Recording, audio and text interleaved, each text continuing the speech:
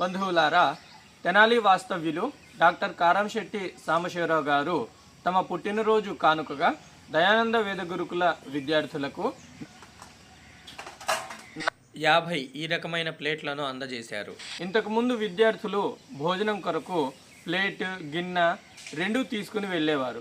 కొంతమంది చిన్నపిల్లలు అజాగ్రత్త వల్ల గిన్నెలు పోగొట్టుకోవటం, ఈ రకమైన ఎన్నో రకమైన ఇబ్బందులు ఉండేవి. కానీ డాక్టర్ సాంబశివరావు గారి సహాయంతో ఆ ఇబ్బంది అనేది ఇక ముందు లేకుండా పోయినది.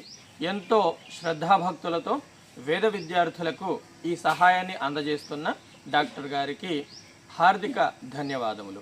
భగవంతుడు డాక్టర్ గారికి, డాక్టర్ గారి కుటుంబీకులకు అందరికీ కూడా నిండు నూరేళ్ల ఆయురారోగ్య ఐశ్వర్యములను ప్రసాదించాలి. ధాన్యం, ధనం, శత సంవత్సర దీర్ఘాయుష్ను ప్రసాదించాలి. వీరు పుత్రపౌత్ర నప్త్రాదులతో ఆనందంగా, సుఖ సంతోషాదులతో, ఆనంద సిరి సంపదలతో జీవితాన్ని గడపగలిగేటటువంటి సామర్థ్యం భగవంతుడు వీరికి ప్రసాదించాలని, ఇదే విధమైనటువంటి ధర్మకార్యాలు తమ జీవితమునందు ఆచరించగలిగేటటువంటి సామర్థ్యం, ఆ ప్రేరణ భగవంతుడు డాక్టర్ గారికి కలిగించాలని కోరుకుంటున్నాను.